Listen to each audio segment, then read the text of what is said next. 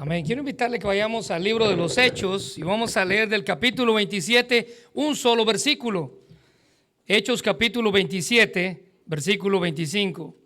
Y para las personas que nos visitan les recuerdo que todos los pasajes que voy a usar están en las notas que les dieron al inicio. El único pasaje que no está ahí es Hechos 27, 5. Ahora le pido que cuando leamos la Biblia mantenga su Biblia abierta, aunque vamos a leer un solo versículo, porque básicamente vamos a estudiar todo el capítulo. Hechos capítulo 27, versículo 25. Si lo tiene conmigo, muy bien, la Biblia dice en el versículo 25, por tanto, oh varones, tened buen ánimo. Y ahora quiero que subraye esta frase, porque yo confío en Dios, que será así como me ha dicho. Hoy vamos a hablar acerca de confiar. Podemos confiar en Dios. Y esta es una serie que vamos a iniciar con motivo de nuestra VBS que habla acerca de confiar en Cristo. Esa es la serie que vamos a estar estudiando en el próximo mes. Hoy vamos a hablar acerca del tema podemos confiar en Dios. Hechos capítulo 27 es el relato de uno de los naufragios del apóstol Pablo. Si ustedes se recuerdan en 1 Corintios, Pablo habla que ha naufragado 3 a 5 veces en toda la historia de su vida. Bueno, Hechos 27 es una de ellas. Algunos consideran que es la última, otros dicen que probablemente hubieron otras más. Pero él estaba naufragando en medio de una tormenta. Y para eso quiero hablar acerca de que podemos confiar en Dios. Mire, sin duda alguna, en este mundo enfrentamos diversas clases de tormentas. Ellas, dice la Biblia, que están a la orden del día y vienen a nosotros de diferentes formas. Nos muestran diferentes aspectos de nuestra vida. Si usted se recuerda, es imposible ignorar las tormentas en la vida porque se aparecen repentinamente, incluso antes de que usted y yo podamos estar preparados para ellas.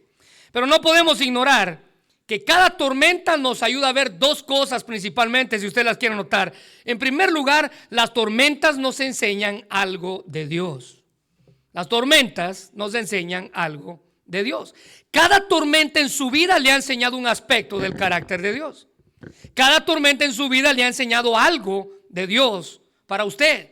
Y en segundo lugar, cada tormenta de nuestra vida le enseña algo de usted mismo. Cada tormenta de nuestra vida nos muestra un aspecto de nuestro carácter, de nuestra fortaleza o de nuestra habilidad, algo de nosotros, cada tormenta de nuestra vida. El doctor James Dobson decía o nos advierte, hablando de las tormentas, que es a través del sufrimiento, decía él, está ahí en sus notas, podemos aprender a confiar en Dios, a perdonar y a crecer en fe. Él termina la frase diciendo: Dios a menudo nos prueba para hacernos más fuerte, no para destruirnos. ¿Se da cuenta? Cada tormenta nos muestra algo de Dios, cada tormenta nos muestra algo de nosotros mismos. La Biblia confirma esta verdad. En Isaías 43:2, que está ahí en sus notas, dice: cuando pases por las aguas profundas, yo estaré contigo. Cuando pases por los ríos de dificultad, no te ahogarás. Cuando pases por el fuego de la opresión, no te quemarás. Las llamas no te consumirán. Mire, la presión que habla ahí, o la mención que habla ahí de aguas y ríos, hace referencia a pasar por un río que estaba desbordado en su creciente. Especialmente los israelitas tenían en su mente el río Jordán cuando lo cruzaron para llegar a la tierra prometida. Pero también Isaías hace mención del fuego, y esta frase es una frase proverbial para él. Es decir, él habla en forma poética para designar los peligros extremos a los que el pueblo podía enfrentar. Pero al enfrentar la incertidumbre, usted y yo debemos recordar la última frase de ese versículo: no te ahogarás y no te quemarás. Isaías no estaba hablando solo de los problemas, él estaba hablando acerca de la promesa de parte de Dios. Podemos confiar en Dios. El escritor Rick Warren, en su libro Respuestas a las dificultades de la vida, él dice que usted y yo en la vida enfrentamos 3 clases de tormentas. Está ahí en sus notas. La primera de ellas, las que nosotros mismos nos atraemos, dice él. Y un ejemplo de esto es Sansón. ¿Se recuerda de él? Él se atrajo las tormentas para sí. Él quiso jugar con su tormenta y su tormenta terminó arrastrándolo. Trajo toda clase de males a su vida. Incluso dice la Biblia que él murió ciego y avergonzado. Cuando los filisteos estaban reunidos para burlarse de él, decían: tráiganos a este payaso que nos vamos a reír de él. Así murió Sansón. Tormentas que usted solo provoca. En segundo lugar, Rick Warren, en su libro Respuestas a las dificultades de la vida, dice que la segunda clase de tormentas son las que Dios provoca. Las que Dios provoca. Ahora, tenga en cuenta que cada tormenta que Dios provoca, Él mismo la aplaca. Él mismo la libra. Jesús le da paz a sus discípulos cuando estaban en medio de una tormenta. Él aplaca el mar, aplaca el viento, y dice la Biblia que instantáneamente se hizo grande bonanza. Y la tercera clase de tormentas que usted y yo enfrentamos, según este escritor, son las que otros provocan. Pablo y Silas estaban presos, encarcelados, por haber hecho bien a una muchacha que estaba endemoniada, y estos fueron puestos en una cárcel. Ahora, cuando hablamos de esta última clase de tormentas, esta clase de tormentas se nos hace mucho más difícil de soportar, porque es otro ser humano quien la está provocando en nosotros. Pero mire, en medio de tal circunstancia simplemente debemos confiar. La clave es confiar. Juan capítulo 16 versículo 33 dice: estas cosas os he hablado para que en mí tengáis paz. En el mundo tendréis aflicción. Y quiero que le haga un círculo la palabra aflicción. Pero confiad, yo he vencido al mundo. Ahora, note que la palabra aflicción ahí se usa una palabra griega, si usted la quiere escribir, que es tlipsis. Así como se escucha, tlipsis, que literalmente significa presión, opresión, tensión, angustia, tribulación, adversidad, aflicción y pena. Imagínense juntar todas estas cosas que les acabo de decir y comprimirlas manualmente. Bueno, eso es tlipsis. Ejercer presión o gran presión sobre algo que está suelto, sin sujetar. Tlipsis en el griego equivale a una presión espiritual. La palabra describe el proceso de exprimir uvas. Cuando alguien exprimía uvas para hacer vino, a eso se le llamaba tlipsis. El proceso de sacar aceite de los frutos del olivo hasta que no quedaba nada más que la pura fruta seca. Pero en medio de la tormenta que estemos enfrentando, la clave está en confiar, depositar nuestra plena confianza en Dios. El Salmo 62:7 dice: mi victoria y mi honor provienen solamente de Dios. Él es mi refugio, una roca donde ningún enemigo puede alcanzarme. Así que la Biblia nos habla acerca de confiar. Y permítame recordarle que las tormentas no tienen preferidos. No tienen preferidos. Aquellos que hemos decidido creer en Cristo también vamos a pasar por problemas, vamos a pasar por tormentas. Enfrentamos nuestras propias tormentas. Probablemente son las mismas que otros enfrentan, pero la diferencia es cómo respondemos a ellas. Entonces tenemos que hacernos dos preguntas. ¿Cómo lidiamos con la crisis? ¿Cómo podemos estar en calma y mantener nuestra confianza y valor a pesar de las tormentas que enfrentamos en la vida? Bueno, les recuerdo, la clave está en confiar. La clave está en confiar. Isaías 41:10 dice: así que no temas porque yo estoy contigo, no te angusties porque yo soy tu Dios, te fortaleceré y te ayudaré, te sostendré con mi diestra victoriosa. Y no hay por qué temer, dice Isaías, porque en primer lugar, si está ahí en sus notas, la presencia de Dios está con nosotros. Yo estoy contigo. La presencia de Dios está con nosotros. En segundo lugar, Dios nos ha establecido una relación con nosotros. No podemos temer, no hay por qué temer porque Dios ya estableció una relación con nosotros. Dice Él: yo soy tu Dios. Yo soy tu Dios. Y en tercer lugar, no hay por qué temer porque Dios nos da la seguridad de fortalecernos y ayudarnos a enfrentar cualquier cosa que venga a nuestra vida. Necesitamos simplemente, hermanos, confiar en medio de nuestras tormentas, porque las tormentas vienen cuando menos lo esperamos. Este pasaje de Hechos 27 que acabamos de leer, se describe uno de los naufragios del apóstol Pablo. Él iba, dice la Biblia, en condición de preso en un barco con destino a Roma. El deseo de Pablo, si usted se recuerda, lo hemos hablado muchas veces, era ir a predicar a Roma, y Dios le estaba concediendo ir a predicar a Roma, solo que lo estaba mandando preso a bordo de un barco romano con destino a Italia, estando a bordo él con otros presos, Dios le advierte a Pablo, escuche bien, cuando estaban estos presos ahí y los 270 creo que eran los que iban ahí, Dios le advierte a Pablo, o le dice a Pablo que le advirtiera a la tripulación que no dejaran el muelle donde estaban porque se avecinaba una gran tormenta sobre el mar Mediterráneo. Mire lo que dice Hechos 27, versículos 9 y 10. Le dije que mantenga su Biblia abierta porque básicamente vamos a ir de versículo a versículo en este capítulo.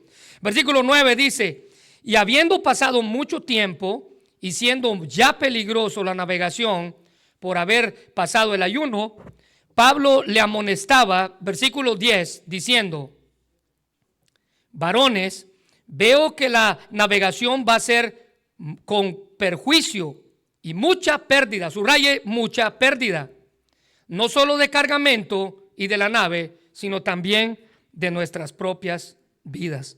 Mire, en muchas ocasiones la impaciencia es la que nos trae problemas. En muchas ocasiones no sabemos esperar y muchos no sabemos esperar en Dios. Mucho menos en nosotros no podemos esperar en Dios. Y cuando perdemos la paciencia, estamos a nada de enfrentar una tormenta.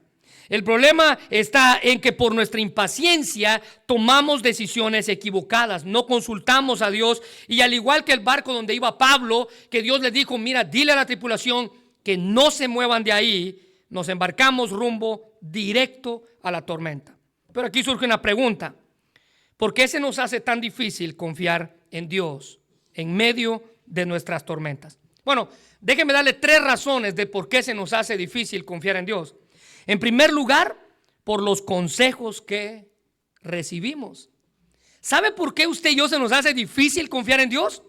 Por los consejos que usted recibe. Basta con ver de quién recibimos consejos para saber por qué estamos en medio de una tormenta. Nos metemos en líos por escuchar a otros antes que a Dios. Consideramos el consejo de otros como superiores a las palabras de Dios.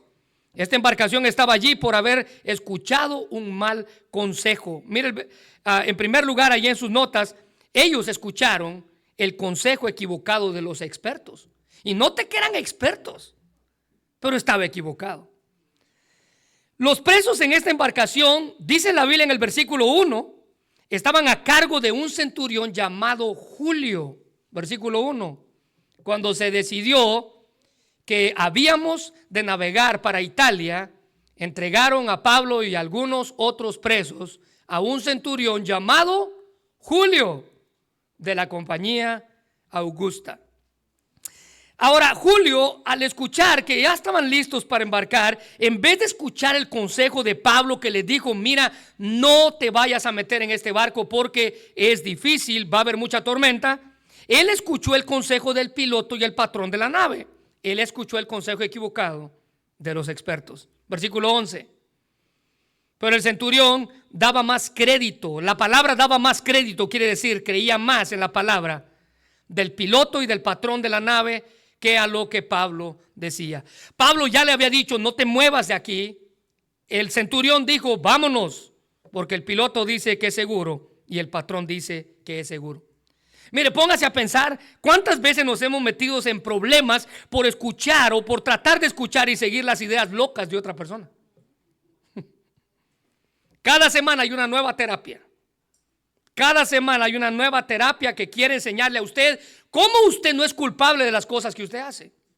El culpable es su abuelito, que fue un maleante, y por eso usted es un maleante. Vea, cada semana hay una nueva terapia que le quiere enseñar cómo usted no es responsable de sus hechos. Usted es un malvado porque su antepasado fue un malvado. Bueno, déjeme decirle que la Biblia dice todo lo contrario. Juan 3, 19 al 20 dice: y esta es la condenación, que la luz vino al mundo y los hombres, ¿qué dice? Amaron más las tinieblas. No fueron sus abuelos, fue usted, hermano. Amaron más las tinieblas que la luz, porque sus obras eran malas. Porque todo aquel que hace lo malo, no su abuelo o su bisabuelo, aborrece la luz y no viene a la luz para que sus obras no sean reprendidas. En el mundo pareciera que todos tienen la respuesta correcta, una opinión experta, pero la realidad es que aún los expertos se equivocan. Estos hombres eran expertos navegantes y se equivocaron. Algunos pasan pidiendo la opinión de los expertos hasta que hayan a alguien que esté de acuerdo con lo que ellos creen. Usted no quiere que le digan la verdad, usted quiere que le digan lo que usted quiere escuchar.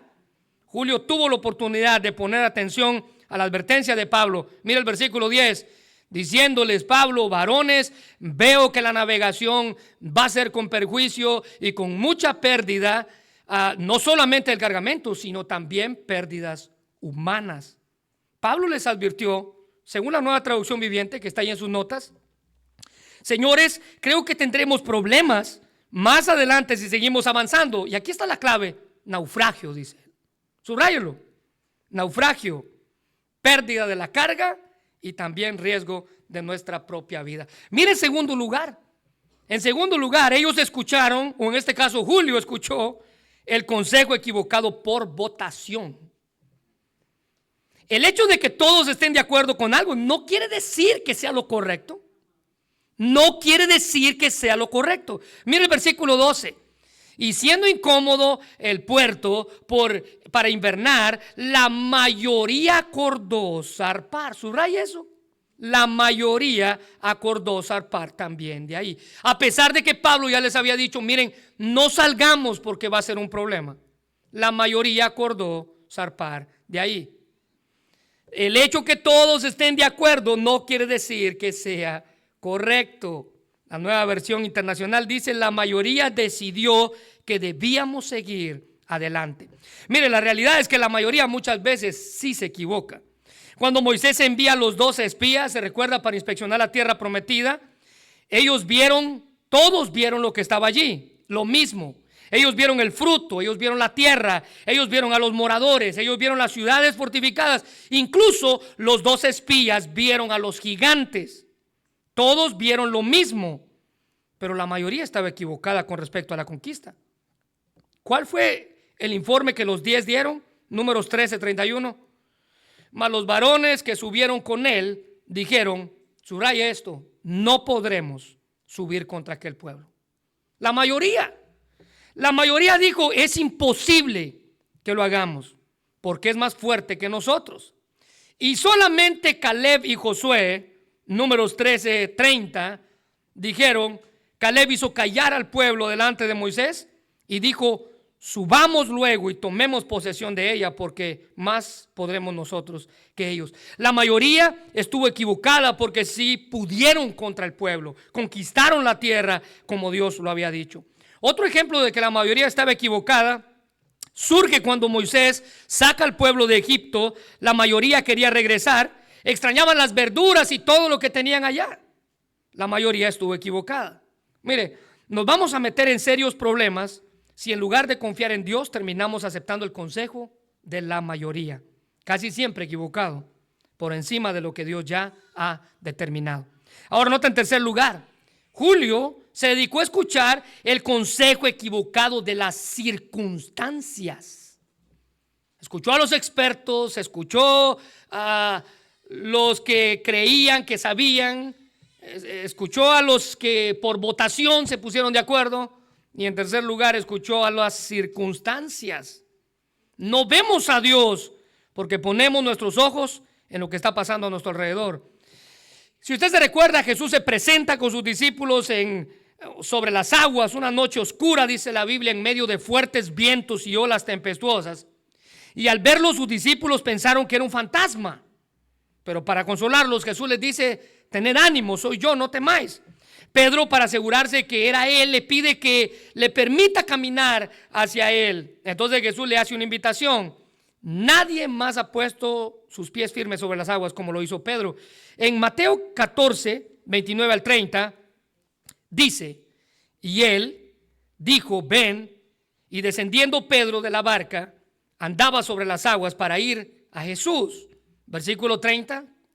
Pero al ver el fuerte viento, tuvo miedo y comenzó a hundirse.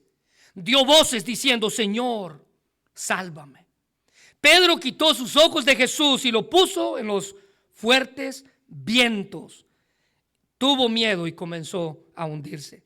Quitamos nuestros ojos de Jesús y los ponemos en las circunstancias. Cuando el viento comenzó a soplar, los tripulantes de la embarcación en la que Pablo iba pensaron que les iba a ayudar a moverse más rápido. Mira el versículo 13. Y soplando una brisa del sur, dice el versículo 13, pareciéndoles que ya tenían lo que deseaban, es decir, un buen viento para empezar a navegar, levantaron anclas e iban costeando Creta. Ellos dijeron: es hora de irnos, cuando empezó a soplar el viento. Lo que ellos se olvidaron es que cuando el viento sopla es porque trae nubes de lluvia. Ellos confiaron en las circunstancias en lugar de confiar en Dios. Ellos ignoraron lo que Dios les había advertido por boca del apóstol Pablo y escucharon las circunstancias. Mire, tenga cuidado, porque puede parecer que usted va navegando bien sin darse cuenta que se dirige a una tormenta. A la hora de tomar decisiones, muchos dicen: mira, esta decisión tiene que ser la correcta porque yo me siento bien. Yo me siento bien. Ponemos nuestros sentimientos por encima del consejo de Dios. Hay una frase muy conocida que dice: ¿cómo puede estar mal si se siente tan bien? Bueno, Isaías 55:8 dice: porque mis pensamientos no son vuestros pensamientos, ni mis caminos vuestros caminos, dijo Jehová. Versículo 9: como son más altos los cielos que la tierra, así son mis caminos más altos que vuestros caminos, y mis pensamientos más que vuestros pensamientos.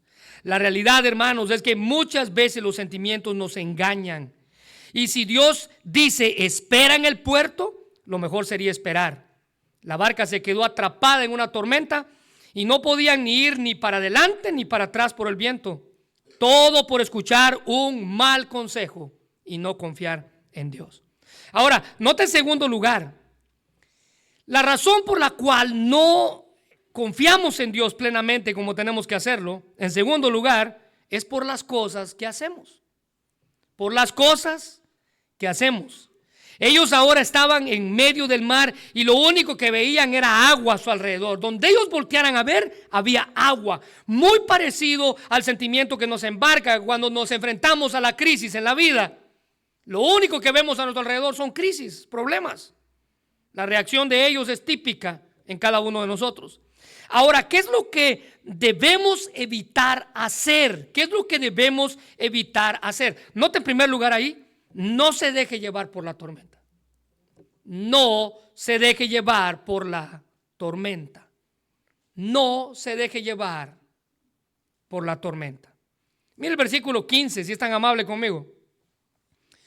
Y cuando arrebataba la nave, no pudiendo ponerla a proa al viento, nos abandonamos a él y nos dejamos llevar.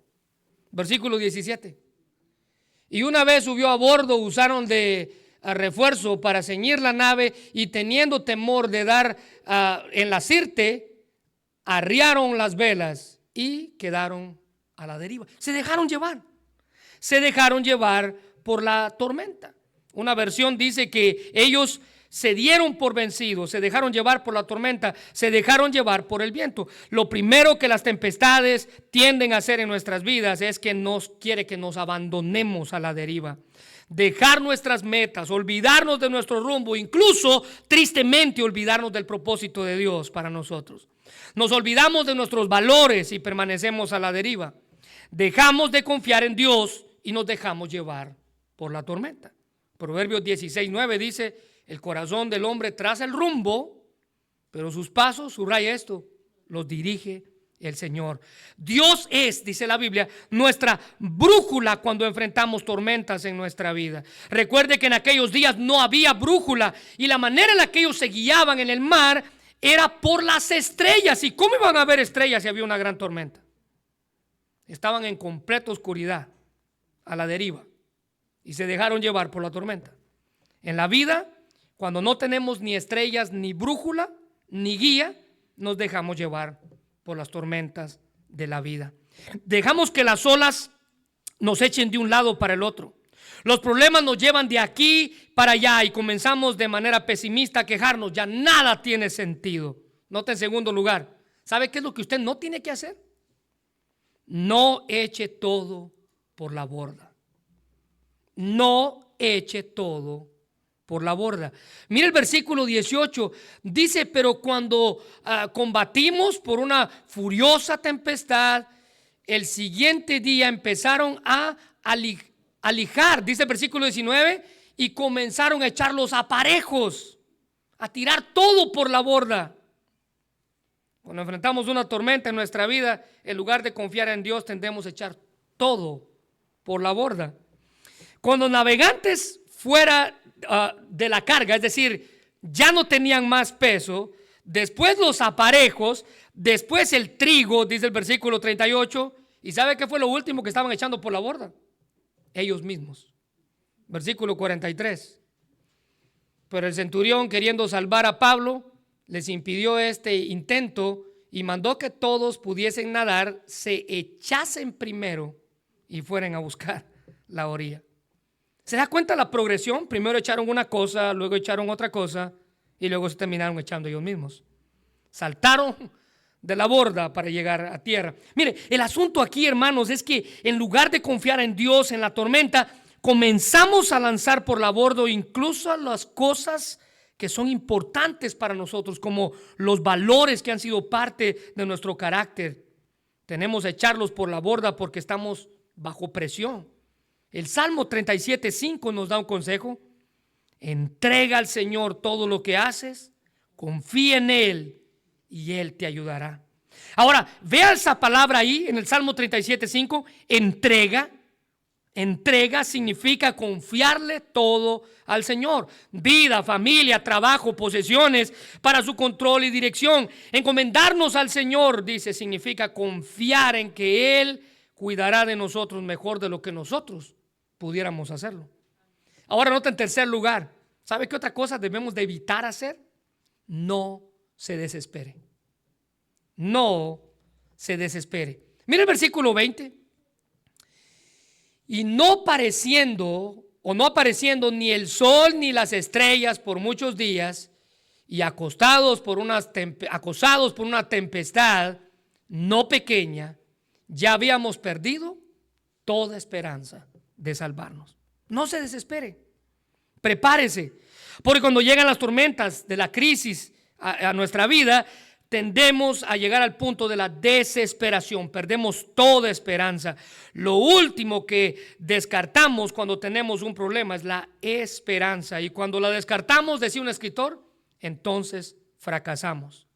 Jeremías 29:11 dice: pues yo sé los planes que tengo para ustedes, dice el Señor, son planes para lo bueno y no para lo malo, para darles futuro, y subraya esto, una esperanza. Dios conoce el futuro y sus planes para nosotros son buenos y llenos de esperanza. No se desespere. Cuando esté en medio de la tormenta, no se desespere. Mientras el Dios que conoce el futuro nos proporcione nuestra agenda y nuestra seguridad, no se desespere. Ahora, esto no significa que no vamos a tener dolor, ya lo hemos hablado, que no vamos a tener problemas, que no vamos a tener sufrimientos, sino que Dios nos va a ayudar a llegar a nuestro destino. Mire, los navegantes aquí con Pablo estuvieron al borde del barco en medio del mar, en oscuridad, por más o menos 14 días, sin ver nada. Y tal vez usted se sienta así hoy. Está pasando por las tormentas de la vida y ya perdió la esperanza. Las olas en su vida lo azotan contra la arena, y mientras usted se hace una y mil preguntas del por qué está pasando por eso, llega entonces la desesperanza. Pero recuerde que los navegantes estaban allí porque se les olvidaba que Dios estaba en control de sus vidas. Ellos se olvidaron de confiar en Dios. Ellos se olvidaron que Dios tiene un plan. Ellos se olvidaron que Dios tenía un propósito. Ahora, nota en tercer lugar, ¿por qué nos cuesta confiar tanto en Dios? Bueno, en tercer lugar, por no aferrarnos a lo verdadero. Por no aferrarnos a lo verdadero. Todos estaban desalentados, desesperados, arrojaron todo, comida, todo, pero Pablo estaba calmado y confiado, con valor en medio de la crisis. Nada de lo que estaba ocurriendo estaba perturbando su espíritu, Por el contrario, el versículo 25 que leímos al inicio, y si usted lo puede leer conmigo otra vez. Por tanto, varones, tened buen ánimo. Pablo estaba animando a la tripulación. Versículo 25, porque yo confío en Dios, que será así como se me ha dicho. Note esa frase, yo confío en Dios. La reacción de los navegantes era la respuesta natural que todos tenemos cuando enfrentamos una crisis. La prueba de nuestra fe cristiana es la forma en la que lidiamos con la crisis. Es fácil, hermano, ser cristiano cuando las cosas van bien. Es fácil ser cristiano cuando Dios responde nuestras oraciones. Es fácil ser cristiano cuando tenemos salud o cuando tenemos buenos ingresos. Pero la prueba de nuestra fe es cuando los problemas llegan, cuando sentimos la inclinación a desesperarnos, dejarnos llevar por la deriva. Esas circunstancias difíciles van moldeando nuestro carácter para parecernos más a Cristo. Santiago 1, versículos 2 al 5, prueba esta verdad. Hermanos míos, tened por sumo gozo cuando os halléis en, subraya esto, diversas pruebas. Y si quiere escribirle ahí, póngale tormentas. Tormentas. Versículo 3. Sabiendo que la prueba de vuestra fe produce en usted, ¿qué? Paciencia. No se desespere. No se desespere. Versículo 4. Mas tenga la paciencia su obra completa para que seáis perfectos, cabales, sin que os falte cosa alguna. Y si alguno de vosotros tiene falta de sabiduría, pídala a Dios, el cual da a todos abundantemente y sin reproche, y le será dada. ¿Qué se debe hacer cuando las cosas parecen desarmarse solas en nuestra vida y el barco parece que se va a destruir? ¿Qué se hace cuando las tormentas azotan nuestra vida?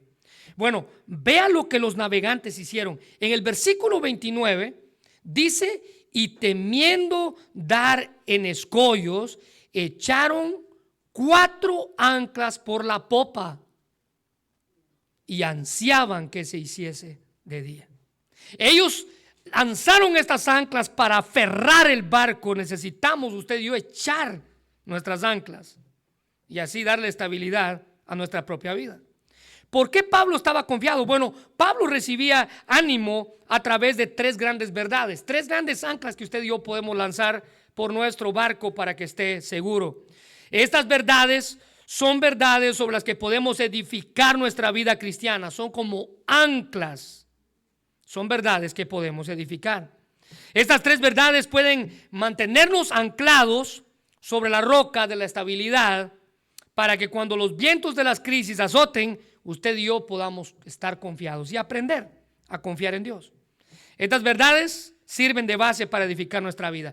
La primera ancla o la primera verdad que debemos creer y aferrarnos es la verdad de la presencia de Dios.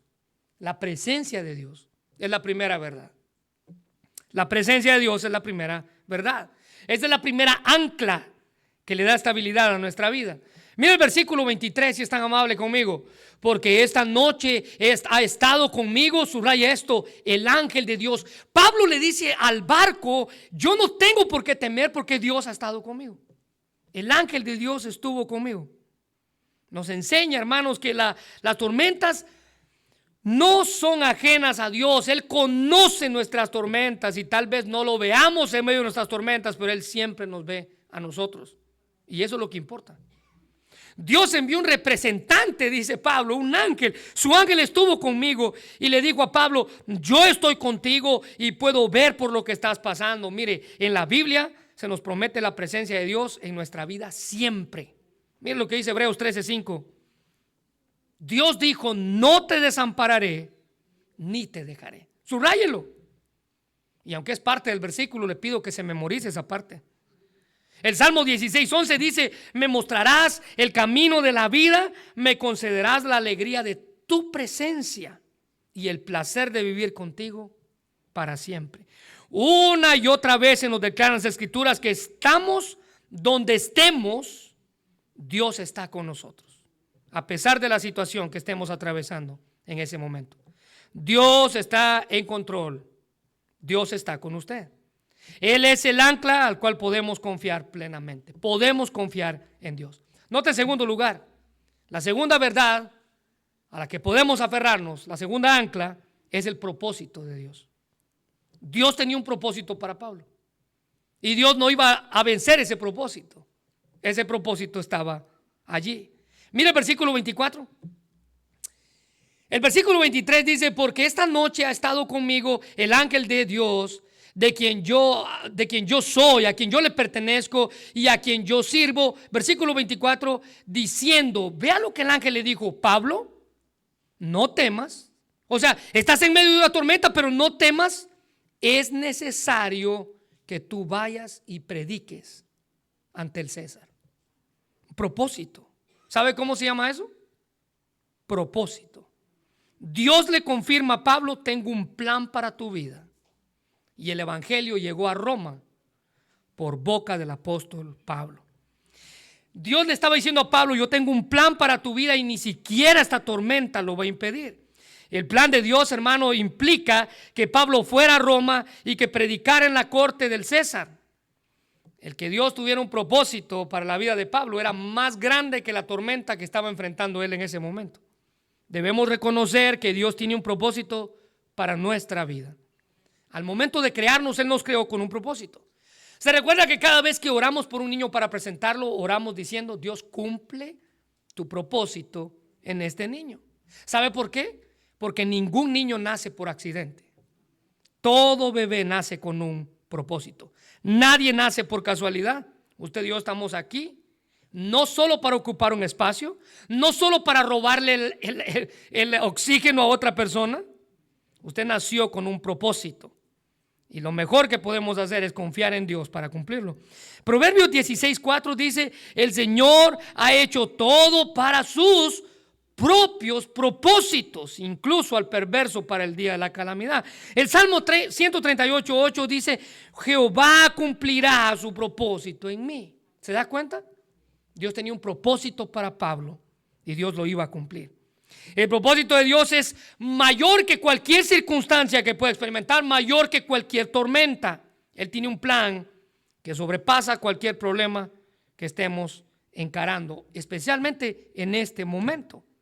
Tenga cuidado, porque es un peligro concentrarse más en los problemas que en el propósito de Dios.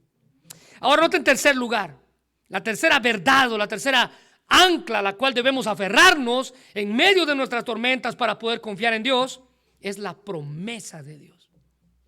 La promesa de Dios, la presencia de Dios, el propósito de Dios, la promesa de Dios. Mira el versículo 25.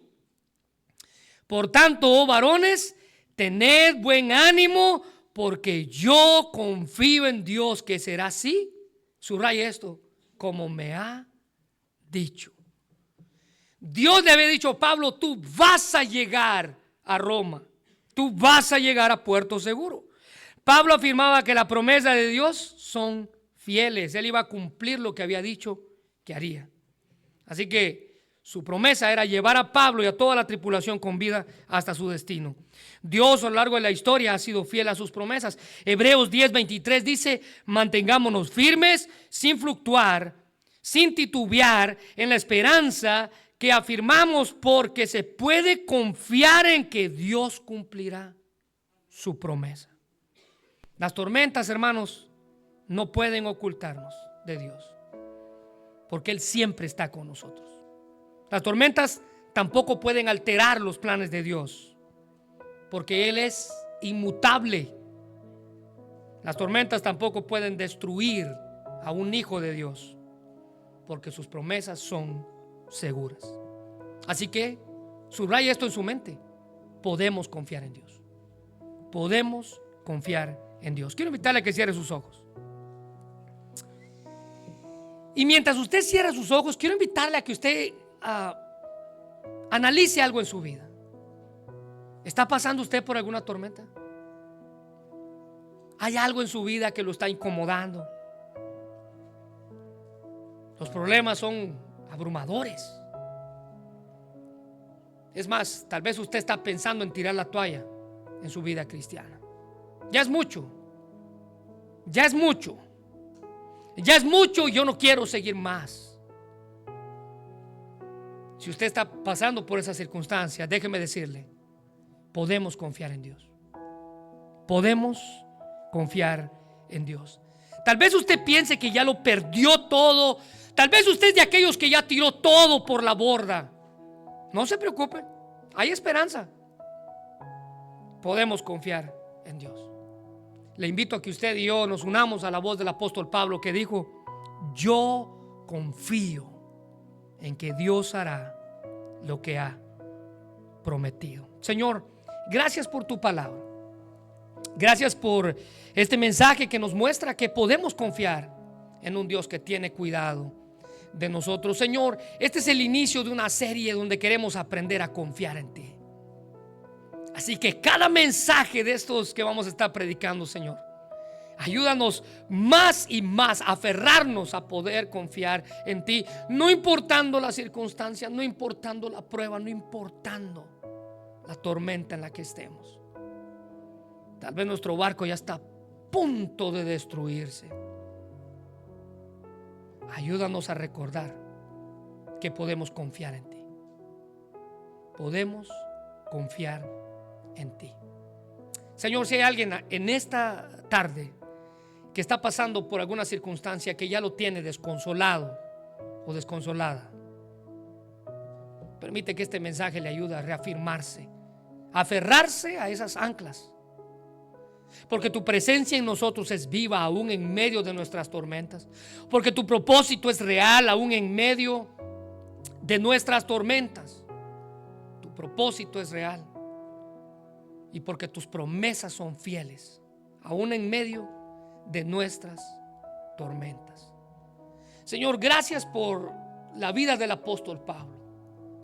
Incluso pudo haber sido difícil haber pasado por este naufragio, pero gracias por esta historia que está aquí para nosotros, para que nunca olvidemos que podemos confiar en ti en medio de nuestras tormentas. Señor, bendice nuestra semana. Y si esta semana es la semana en la que vamos a pasar por una tormenta, ayúdanos a recordar las palabras del apóstol Pablo: yo confío. Yo confío. Bendice tu palabra en el nombre de Jesús. Amén.